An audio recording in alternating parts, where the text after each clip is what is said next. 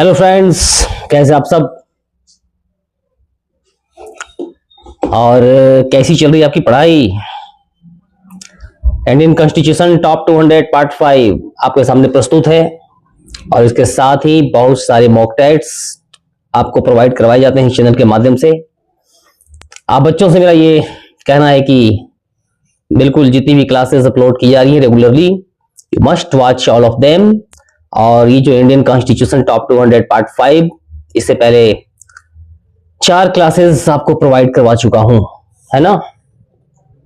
तो पूरी तल्लीनता के साथ देखेंगे। और क्यों,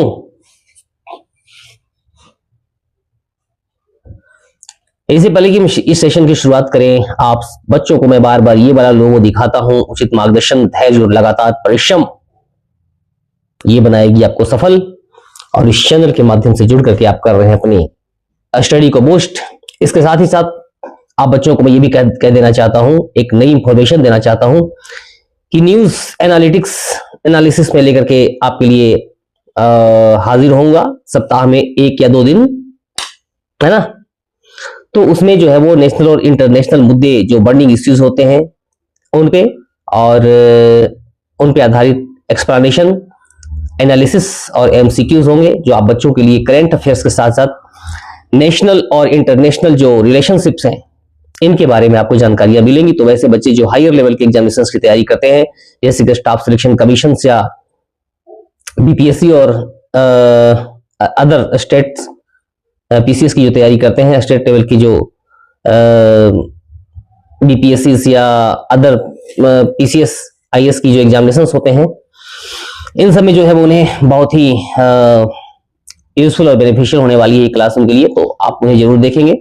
यूपीएससी और हायर लेवल की तैयारी करने वाले बच्चों के लिए भी ये क्लास जो है वो बहुत ही बेनिफिशियल होंगे। तो ये नई प्रकार की चीज मैं आपके लिए लेकर के आऊंगा, जो कि हमारी कोशिश होगी कि हर संडे या मंडे को मैं इन्हें दे दूं आपको, ठीक है ना। जो बच्चे इस चैनल को अभी तक सब्सक्राइब नहीं किए हैं वो इन्हें सब्सक्राइब करेंगे, लाइक करेंगे और अपने फ्रेंड्स तक इस चैनल को शेयर करेंगे और कमेंट्स बॉक्स में अपनी बातों को जरूर लिखेंगे, है ना। तो आइए शुरू करते हैं इस छोटी सी पंक्ति से इस सेशन की। देख नभ में खग अकेला थक के भी रुकता नहीं है, नापना है व्योम सारा वो कभी चुकता नहीं है। एक दीपक से हम क्या सीख सकते हैं। मदिर मदिर मेरे दीपक जल, प्रतिक्षण प्रतिपल जल जल कर तुम प्रीतम का पथ आलोकित कर। महादेव वर्मा की पंक्तियां बहुत कुछ सिखाती है हमें, है ना। जलो दीपक की भांति जलो और जलते जलते स्वयं तो प्रकाशमान होंगे, हम बहुत कुछ छोड़ जाएंगे अपने समाज के लिए भी। और एक एग्जाम्पल पेश करेंगे कि कैसे समन्वय के साथ हम आगे बढ़ते हुए जीवन को उजाले से भर सकते हैं। Okay, this is the first question. भारतीय संविधान में स्वतंत्र एवं निष्पक्ष चुनाव की व्यवस्था किस संवैधानिक संस्था द्वारा सुनिश्चित की जाती है। Which constitutional body ensures free and fair elections in India. तो भैया आप तो, and the right answer is what, चुनाव आयोग। ओके, क्या करता है चुनाव आयोग। भारतीय संविधान के आर्टिकल 324 के अंतर्गत चुनाव आयोग की व्यवस्था की गई है। तो इन सारी चीजों को तो आप बिल्कुल देखिए, कितने सारे क्वेश्चन यहां से राइज होते हैं। ओके, हाँ, ये क्या करता है। संसद, राज्य विधानमंडलों, राष्ट्रपति और उपराष्ट्रपति के चुनावों के संचालन, निर्देशन और नियंत्रण की शक्ति दी गई है इसे।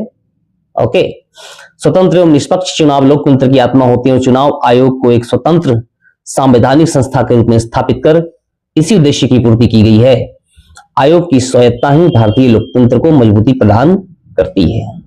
ओके, चुनाव मुख्य चुनाव आयुक्त की सेवा शर्तें एवं पद से हटाने की प्रक्रिया किसके समान होती है। The service conditions and removal procedure of the chief election commission is similar to which authority. और ये होती है सर्वोच्च न्यायालय के जो न्यायाधीश हैं, जज ऑफ द सुप्रीम कोर्ट, इसके समकक्ष। मुख्य चुनाव आयुक्त को उसी प्रक्रिया द्वारा हटाया जा सकता है। इस प्रक्रिया द्वारा, जिस प्रक्रिया द्वारा सर्वोच्च न्यायालय के न्यायाधीश को हटाया जाता है, अर्थात संसद में विशेष बहुमत के द्वारा महाभियोग लगा करके, है ना। इसका उद्देश्य चुनाव आयोग की स्वतंत्रता और निष्पक्षता को सुरक्षित रखना है। ओके। भारत के नियंत्रक एवं महालेखा परीक्षक CAG, comptroller and auditor general की नियुक्ति कौन करता है? हमेशा से राष्ट्रपति। Who appoints the Comptroller and Auditor General of India? और भैया ये हैं भारत के राष्ट्रपति, प्रेसिडेंट ऑफ इंडिया। बहुत बार रिपीटेड क्वेश्चंस विभिन्न परीक्षाओं में राइज होने वाले यहां से। आर्टिकल जरूर पूछा जाता है। आर्टिकल 148 के अनुसार भारत के नियंत्रक एवं महालेखा परीक्षक की नियुक्ति राष्ट्रपति के द्वारा की जाती है। CAG, comptroller and auditor general of India, सार्वजनिक धन के संरक्षण और सरकारी व्यय की वैधता की जांच करता है, इसलिए इसे संविधान का प्रहरी भी कहा जाता है ना। क्वेश्चन देखिए यहां से क्या राइज हो रहे हैं। Comptroller and auditor general of India को संविधान का प्रहरी भी कहा जाता है। Article 148 is related to the comptroller and auditor general of India. Okay. CAG कार्यकाल क्या है इनका? कैग का कार्यकाल कितना होता है? What is the chief of the comptroller and auditor general of India? और ये है 6 वर्ष या 65 वर्ष की आयु तक, दोनों में से जो भी पहले होगा तब तक इनकी टेन्यूर होती है। ओके। कैग कार्यकाल 6 वर्ष या 65 वर्ष की आयु तक जो भी पहले हो निर्धारित है। लंबा और सुरक्षित कार्यकाल कैग की स्वतंत्रता सुनिश्चित करता है, जिससे वह सरकार के वित्तीय कार्यों की निष्पक्ष समीक्षा कर सके, है ना। आई होप, मुझे ये पूर्ण विश्वास है कि जब इन क्लासेस को आप देख लेते हैं तो फिर दूसरी क्लास देखने की आपकी आवश्यकता नहीं आपको पड़ेगी। आप यहां से 2 चीजें सीखते हैं, बिल्कुल एमसीक्यूज और लॉन्ग एक्सप्लेनेशन के माध्यम से चीजें क्लियर होती जाती हैं। भारत के नियंत्रक एवं महालेखा परीक्षक का वेतन एवं सेवा और शर्तें किसके समान होती है? Salary and service conditions of CAG are similar to which authority? ये है सर्वोच्च न्यायालय के न्यायाधीश, उन्हीं के समान हटाने की प्रक्रिया सब कुछ सर्वोच्च न्यायालय के न्यायाधीश के अनुसार ही होती है। भारत के नियंत्रक एवं महालेखा परीक्षक का, है ना, कैग वेतन एवं शर्तें सर्वोच्च न्यायालय के न्यायाधीश के समान। यह प्रावधान इस उद्देश्य से किया गया है कि कैग किसी प्रकार के कार्यपालिका का दबाव से मुक्त रह करके निष्पक्ष रूप से अपने संवैधानिक दायित्वों का निर्वहन कर सकेंगे, है ना। ओके। वित्त आयोग का गठन किस अनुच्छेद के अंतर्गत किया गया है? आर्टिकल 280। वित्त आयोग, finance commission of India constituted under the article 280। Okay. इन लंबी व्याख्याओं को जरूर देखेंगे। आर्टिकल 280 के अंतर्गत राष्ट्रपति प्रत्येक 5 वर्ष पर या आवश्यकता होने पर पहले भी वित्त आयोग का गठन करते हैं। इसका उद्देश्य जो है वो, इसका मुख्य कार्य केंद्र और राज्य के बीच करों के वितरण के सिद्धांत की सिफारिश करना है। वित्त आयोग भारतीय संघीय वित्तीय संरचना का महत्वपूर्ण स्तंभ है, क्योंकि यह जो है वो राजकोषीय संघवाद, फिस्कल फेडरलिज्म को संतुलित करता है और राज्यों की वित्तीय आवश्यकताओं तथा विकास असमानताओं को ध्यान में रख करके अनुशंसाएं देता है। बहुत कुछ सीखते हुए आप इस चैनल के माध्यम से। अंतरराज्य परिषद, इंटरस्टेट काउंसिल का प्रावधान किस अनुच्छेद में है?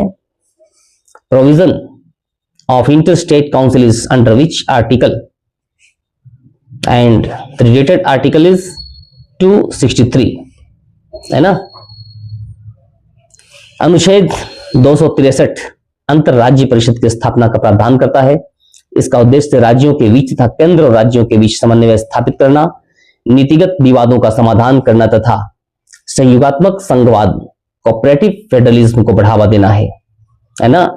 यह संस्था जो है वो संघीय ढांचे को व्यवहारिक रूप में सुदृढ़ करती है। तो एग्जामिनेशन पॉइंट्स ऑफ व्यू से बहुत सारे तथ्य यहां से आपके सामने पेश करते हुए, और यही इस चैनल की विशेषता है। राज्यपाल की नियुक्ति किसके द्वारा की जाती है? ये सब जो है वो प्रेसिडेंट ऑफ इंडिया के द्वारा किए जाते हैं। और रिलेटेड आर्टिकल्स पर विशेष ध्यान रखेंगे, क्योंकि एग्जामिनेशन से बहुत बड़े पॉइंट यहां से बनते हैं। आर्टिकल 155 के अनुसार राज्यपाल की नियुक्ति राष्ट्रपति के द्वारा की जाती है। राज्यपाल राज्य में राष्ट्रपति के प्रतिनिधि के रूप में कार्य करते हैं।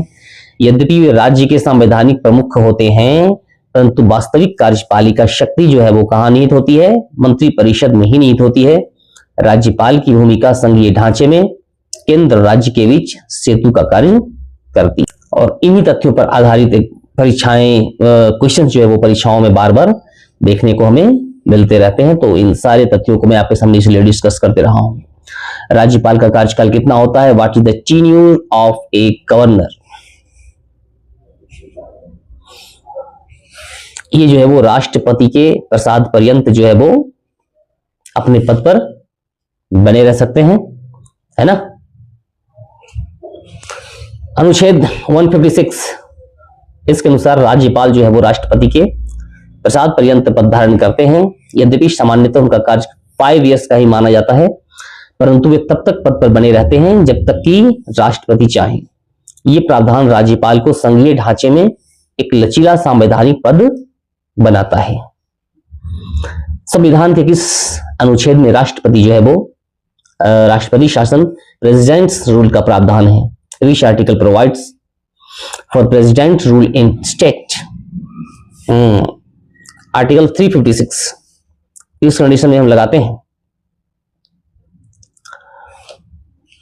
अनुच्छेद 356 के अंतर्गत यदि किसी राज्य में संवैधानिक तंत्र विफल हो जाता है तो राष्ट्रपति जो है वो उस राज्य में क्या लगाते हैं? राष्ट्रपति शासन। इस स्थिति में राज्य की कार्यपालिका की शक्ति जो है वो राष्ट्रपति, है ना, व्यवहार में केंद्र सरकार के अधीन आ जाती है। राज्य विधानसभा को निलंबित या भंग किया जा सकता है। यह प्रावधान संघीय ढांचे की सुरक्षा के लिए बनाया गया था, किंतु इसके दुरुपयोग की आशंका के कारण,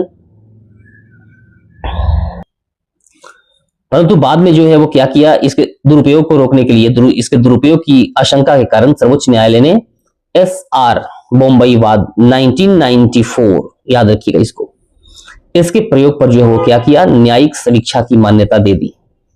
ओके, तो बहुत सारे तथ्य यहां से राइज होते हुए, और I hope all of you are learning a lot from here. राष्ट्रीय आपातकाल की घोषणा किस आधार पर की जा सकती है? On what ground can national emergency B proclaimed? है ना, सभी चीजें यहां दिखाई दे रही हैं। बाहरी आक्रमण, आर्म्ड रिवेलियन, सशस्त्र विद्रोह, युद्ध। तो उपयुक्त सभी में जो है वो हम ये स्थिति जब बनती है तो भारत में आपातकाल की घोषणा कर दी जाती है। रिलेटेड आर्टिकल 352 के अंतर्गत राष्ट्रीय आपातकाल 3 आधारों पर घोषित किया जा सकता है: युद्ध, बाहरी आक्रमण तथा सशस्त्र विद्रोह। 44वें संविधान संशोधन से पहले जो है वो आंतरिक अशांति शब्द भी था, जिसे हटा करके सशस्त्र विद्रोह में बदल दिया गया है। ये भी एक क्वेश्चन बनता है, तो ये वालों को आप ध्यान में रखेंगे, ताकि आपातकाल की घोषणा का दुरुपयोग नहीं किया जा सके, इसलिए ऐसा किया गया। और ये संशोधन जो है वो भारतीय लोकतंत्र की सुरक्षा के हेतु अत्यंत महत्वपूर्ण माना जाता है। ओके,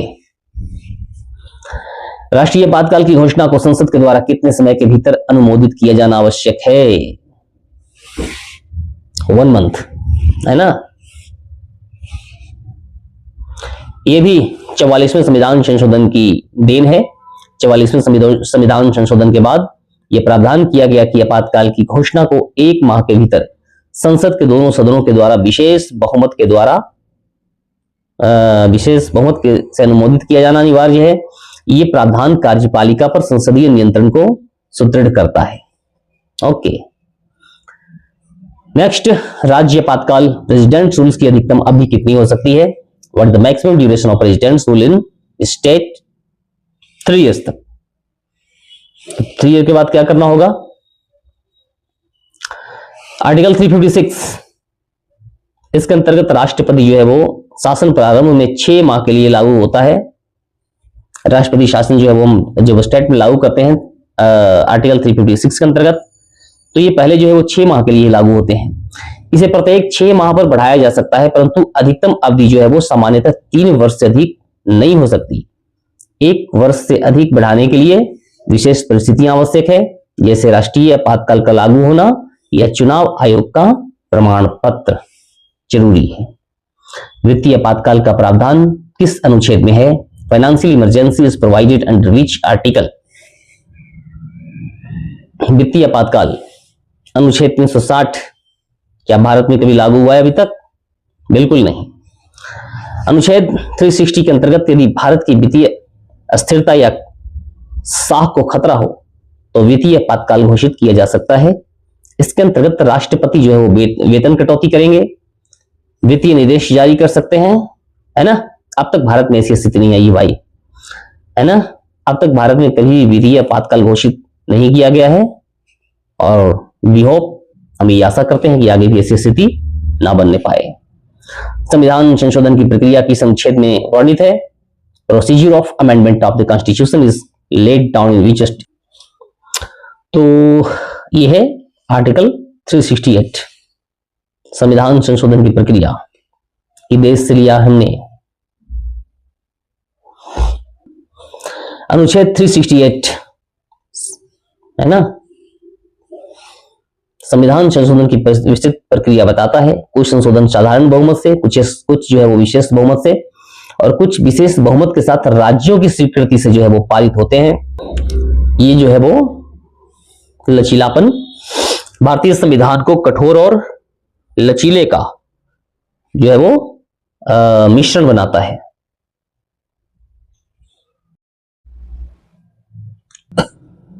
किस प्रकार के संशोधन में राज्यों की आधी विधानसभाओं की स्वीकृति आवश्यक होती है? In which type of amendment is ratification by half of the state required? संघ राज्य संबंधों से संबंधित जो प्रावधान होते हैं, संघ राज्य संबंधों से संबंधित, इसमें जो है वो क्या किया जाता है? राज्य की आधी विधानसभाओं की स्वीकृति जो है वो आवश्यक होती है। ओके। संघ राज्य संबंध, राष्ट्रपति के निर्वाचन, न्यायपालिका की संरचना आदि से संबंधित संशोधनों के लिए संसद के विशेष बहुमत के साथ साथ कम से कम आधे राज्यों की स्वीकृति भी आवश्यक होती है। ये प्रावधान संघीय ढांचों की सुरक्षा के हेतु किया गया है। भारत में संसदीय शासन प्रणाली किस देश से ग्रहण की गई है? From which country has India borrowed parliamentary system? और ये हमने लाया है ब्रिटेन के संविधान से। ओके। भारत ने जो है वो संसदीय शासन प्रणाली कहां से ग्रहण की? ब्रिटेन से ग्रहण की है, जिसमें वास्तविक कार्यपालिका मंत्री परिषद होती है और वह संसद के प्रति उत्तरदायी रहती है। राष्ट्रपति संवैधानिक प्रमुख होते हैं जबकि प्रधानमंत्री वास्तविक प्रमुख होते हैं। न्यायिक पुनरावलोकन की शक्ति किस देश से प्रेरित है?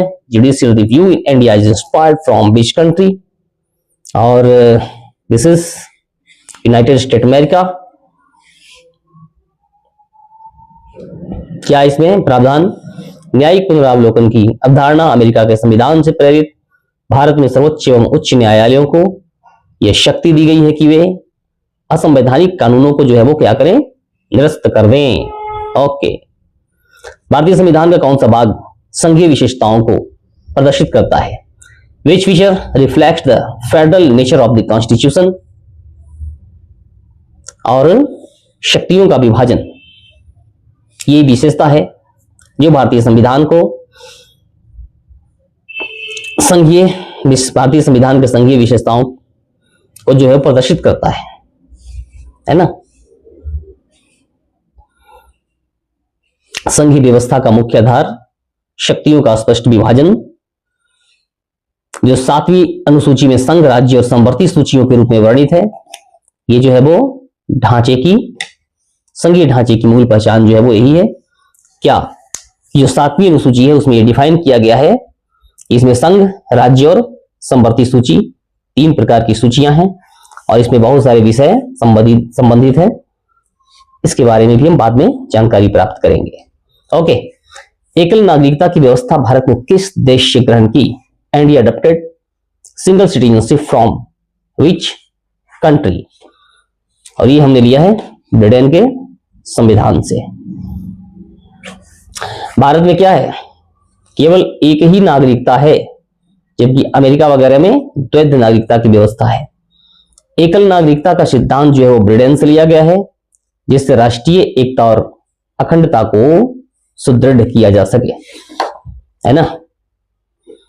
Okay friends, these were the 20 questions and व्याख्याओं के साथ जब आप इस यहां से पढ़ते हैं तो आप लगभग 100 क्वेश्चंस को यहां से शूट आउट कर रहे होते हैं। Okay, once again I would like to make you understand, अगर अभी तक आपने इस चैनल को सब्सक्राइब नहीं किया है तो आप इसे सब्सक्राइब करें, लाइक करें, अपने फ्रेंड्स तक शेयर करें और कमेंट्स बॉक्स में अपनी बातों को जरूर बताएं और ये भी बताएं कि आप कहां से हैं, किन परीक्षाओं से संबंधित हैं और किन परीक्षाओं की आप तैयारी कर रहे हैं। इस उद्देश्य और उम्मीद के साथ कि आप जिन भी परीक्षाओं की तैयारी कर रहे हो इस चैनल के माध्यम से जुड़ करके अपनी तैयारी को अद्यतन करें और आप एक दिन पाएंगे कि आपने बहुत कुछ सीख लिया है। ओके, तो चलिए मिलते हैं अपनी अगली क्लास में, तब तक के लिए आप अपना ख्याल रखें। जय हिंद, जय भारत।